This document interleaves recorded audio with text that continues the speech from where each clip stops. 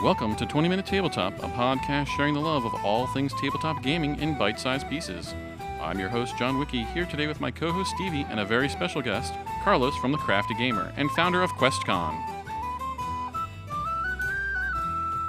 This week, we have a special bonus episode for you, live from the Crafty Gamer studio. At the end of September, we'll be attending QuestCon Orlando. We're sitting down with the founder of the convention to give you an inside view into what the convention has to offer, how it got started, and a look into the future.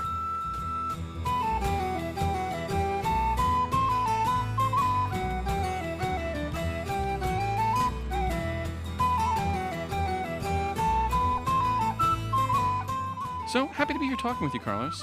Can you just tell us a little bit about what QuestCon is? Well, happy to be here. QuestCon is essentially a kind of like a gaming event and ShopCon mixed into one, but solely focused and curated for tabletop gaming.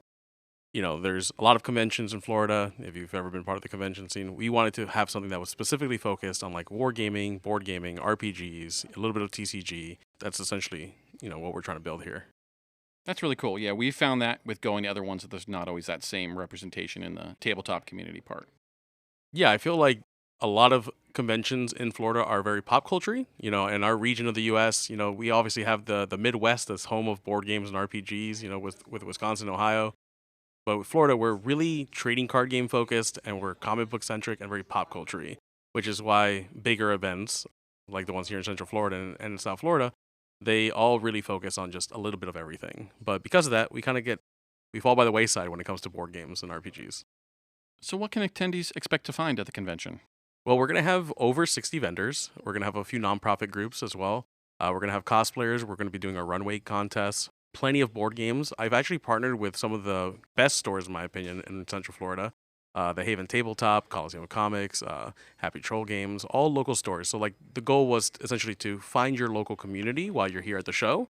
A lot of people are going to be coming here to kind of learn how to play board games. So we're going to have plenty of beginner D&D sessions, learn how to play sessions in the board game room, and even small little section of the wargaming hall in case you ever really wanted to delve deep into wargaming as well.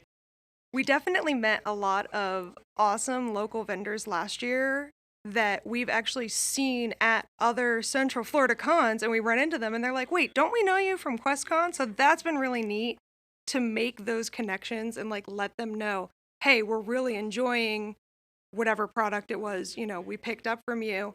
And I think that's one of the things that made this unique is we were able to make those connections last year, and now we're starting to see them in other places, and we're like, hey, we know that shop like that. Yeah, and I feel that a lot of the vendors that come to us, for some of them, it's their first show ever. They haven't been able to get into other conventions because what they make is considered like an arts and crafts. So we don't actually call them artist alley. I just call them creator tables. You're creating content, you're creating jewelry. It doesn't matter what you're making, but you are creating something within the tabletop space. I proudly call them all creators, whatever they're doing. And I'm trying to make a space for them because there really isn't a lot of space out there for them. We welcome them into our retail store and we welcome them into the convention equally. And we're hoping that we can kind of continue that trend and not really expand the exhibitor hall to ever be more than, 60, 70 vendors, local vendors. Maybe a couple out-of-towners if they're like writers and publishers and things like that. But we're always going to try to focus on that local community aspect. I love that calling it the creators table because that's something that I always find with the artist alleys is it's artist alley, but that's also where you often do find the creators, but not always sometimes because it feels like it's out of place. But that's what I love to look and find. Those people have those. So can you tell us a little more about Crucible and what it has to offer? Crucible is one of Florida's biggest wargaming tournaments. They're about to go into their 12th year. This is their 11th show, essentially. They have fostered the community of 40K, Age of Sigmar, and, Marvel Crisis Protocol. Everything that has to do with anything that's miniature-focused, that is what their focal point's going to be. We merged this year so that we can kind of expand that offering. Instead of me introducing wargaming and, kind of winging it and trying to make it happen on my own, we decided, hey, how about we just join forces and let's not compete against each other, 1 month after another, and let's just try to make the biggest show possible for the community. So they're handling all the wargaming stuff. So we got 10 years of experience here, and they usually average about anywhere between 500 to 600 attendees all weekend long for all 3 days. But if you're looking for small skirmish games, if you're looking for big Warhammer tournament styles, if you're looking for maybe something a little bit more niche, it's going to be there at Crucible. And if it isn't there this year, put in a request. We'll look into the spacing and we'll try to always fit something in. I don't always get time to play at conventions as much as I'd like, but, being local and having 3 days, it kind of gives more time, so I'm looking forward to getting a chance to play. I'm actually running a Blades in the Dark game personally there, and it's already filled up, so I'm really excited to run that for some people, hopefully maybe even some new people. But what other TTRPGs or board game play can people expect at the convention that might be available outside of that tournament play? We have game masters hosting things like Candela Obscura. Even though it's coming out in October, they're going to be doing a lot of the early playtest materials. We're going to be having things like free league games, like we're going to have One Ring and a couple other games. We also have some writers coming in to playtest some of their unreleased RPGs.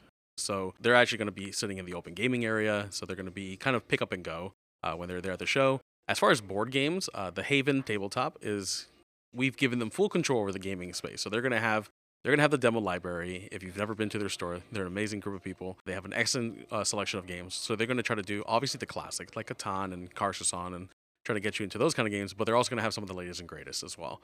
That's kind of where you're going to want to be, right? That board game area is just going to be just introductory to everything. And they'll be there to help you learn the games in case, you don't know how to play Flamecraft or something like that. Okay, note to self, go to open gaming area to test RPG games. What inspired you to start your own convention? So in 2019, I started the Crafty Gamer. I really wanted to do something within the tabletop space. We're known for our immersive candles. That's kind of how we started. But then maybe a few months after that, it's like, hey, let's start finding conventions to go to. So obviously we looked up the biggest ones in Florida. We went to a lot of locals. Noticed there wasn't really like a lot of tabletop scene, so I kind of brought it up near the summer of 2019 to a couple of friends, like, what would happen if I just decided to make my own convention? And people looked at me like, no one's ever going to want to go to that. Like, nobody likes super niche shows. I was like, well, if we keep it small and intimate and, maybe 300 people, like, I feel like people would absolutely want to go.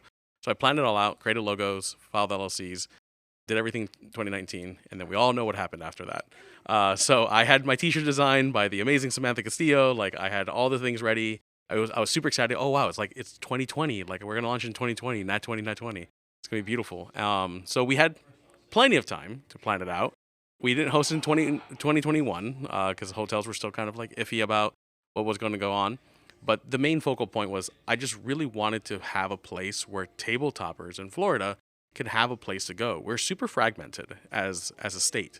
We have hobbyists, we have board game stores, we have plenty of board game stores and hobby stores. It's just they're kind of just separated. Nobody really shares a local space. And I feel like as I ventured out into Ohio, we spent a lot of time in Columbus and Wisconsin and everywhere else. And I see these super awesome shows that sometimes they call each other sister shows, like GameholeCon and GaryCon. And, their attendee rates, 4,000 or 5,000 people. But the community's there every single year. The city loves them and everything else. But we don't have that here in Florida. And I wanted to build that. So once I went to my first GaryCon, I was incredibly, incredibly motivated to say, hey, let's make like a trade show here. And QuestCon, even though it starts off small, my final goal is to essentially just get to that point and to build something for the community where every year it's like, if you're not at QuestCon, you're missing something. Because that's where the community starts. And then we kind of branch away. We spend the rest of the year at our friendly local game stores, and then we party hardy 1 weekend out of the year. I really like that idea because we've talked about this on the podcast before. When we go around to do things with our local game stores, for us, there's only one game store out by us. We have to come into Orlando to come here, go to the Haven, go to the Collective, and all of those. And it definitely makes it hard we were discussing the other week, we wanted to find like a weekly D&D game to play in. And it's really hard when everything is on the opposite side of the city from us, and Orlando traffic being what it is. And I like that next weekend, we're basically going to go get to hang out with everybody who likes the same stuff we like and be nerds about it together. And that's, a great way to make connections and maybe hopefully find that pickup game of D&D that I want to play.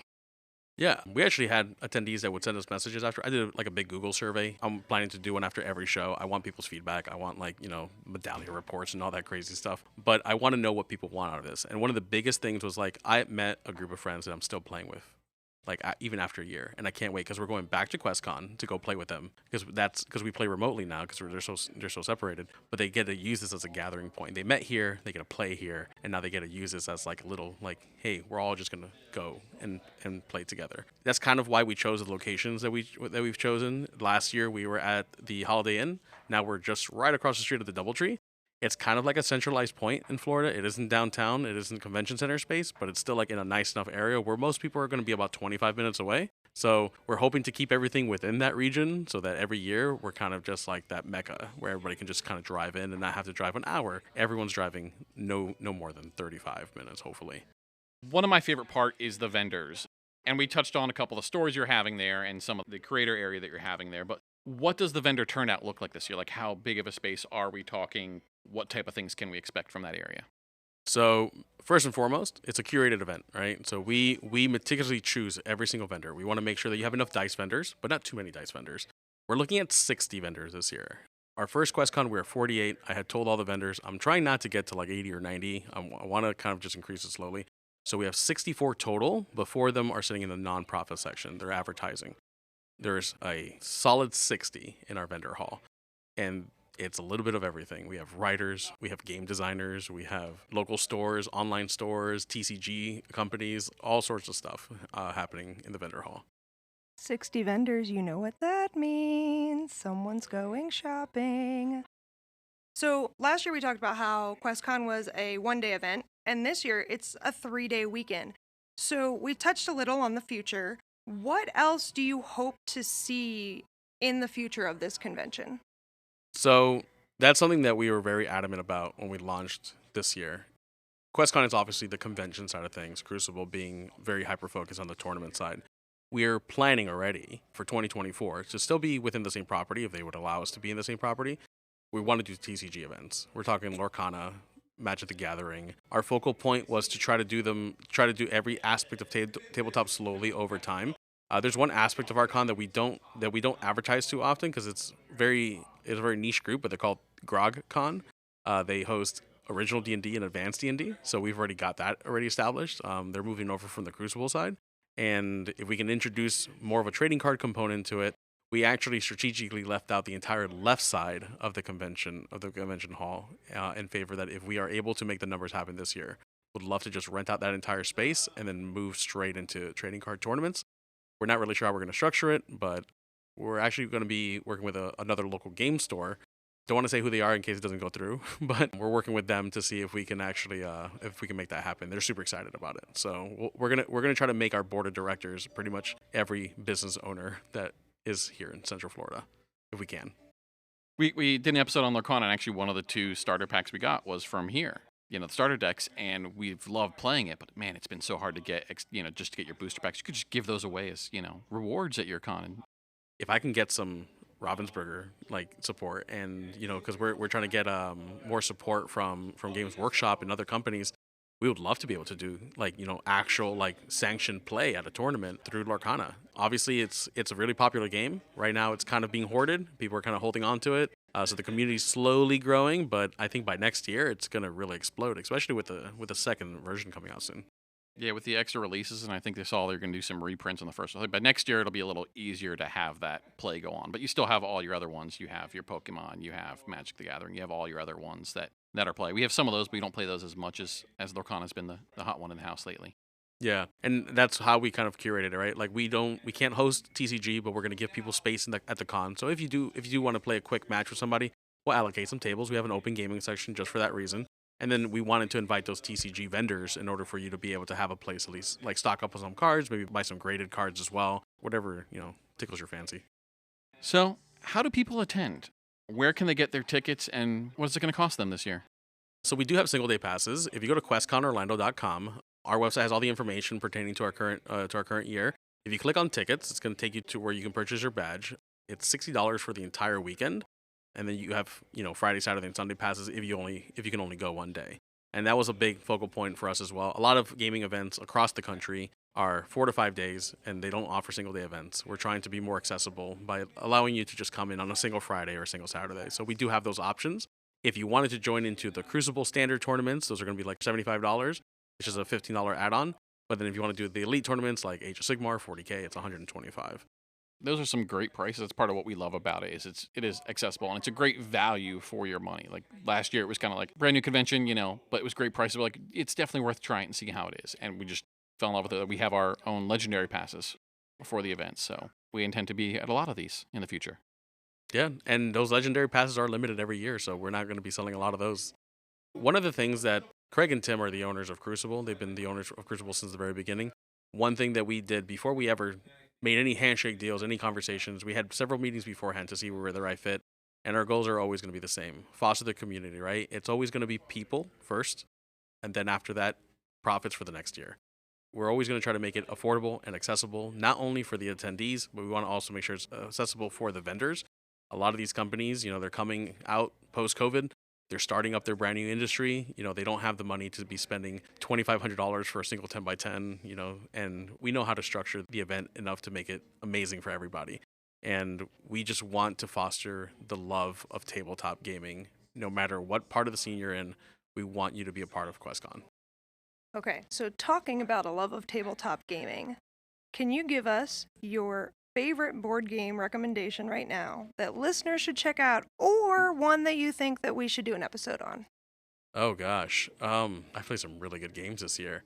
I think my favorite game so far this year has been Flamecraft. I don't know if you've tried out Flamecraft, but if you like dragons and you like moving those dragons around and trading resources, they're super cute. They all have names, and the game is super affordable. That's like the one thing that I always tell people.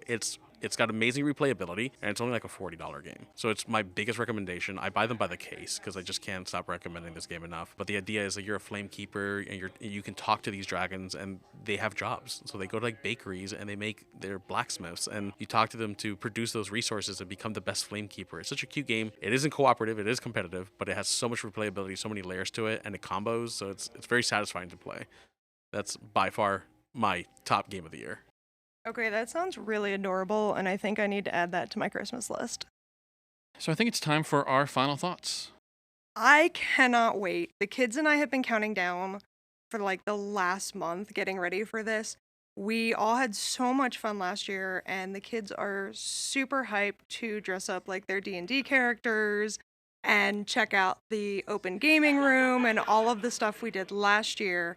And the fact that we have 3 days to do it, so like they don't feel as much pressure, like they can take their time, is a huge talking point in our house. Is okay, if I don't get to do this Friday, we can do it Saturday, we can do it Sunday. Like we can take our time checking out all the board games they want to check out and things like that. I'm even more excited for this year than I already was, and that was already a very high level of excitement. Any last things you have for our listeners? Thanks for listening. Honestly, if I see you at the show, if I'm not running around like a crazy person, stop and say hello. I love to chat with every single person, so I just want to make it the best show possible. So hope to see you there. I'm your host, John Wiki, and you can find me on Twitter as John_Wiki, that's WICKEE, and now on Threads as John_Wiki_games. And I'm Stevie, and you can find me on social media as Stevies_games. Yeah, my name is Carlos. You can find us at QuestCon Orlando on all socials, including TikTok. And if you ever want to chat locally after the show, you can find us at Crafty Gamer Shop on socials, or even come to the store over in Winter Park.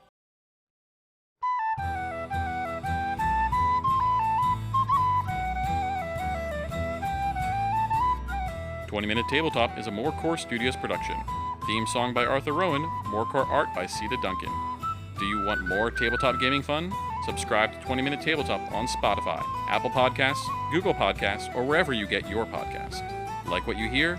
Leave us a review while you're there or tell a friend. Find out more on our website, 20minutetabletop.com. That's the numbers 20mintabletop.com. Or connect with us on Twitter, Threads, and Instagram as at 20minutetabletop, at 20mintabletop. Thank you and roll with fortune.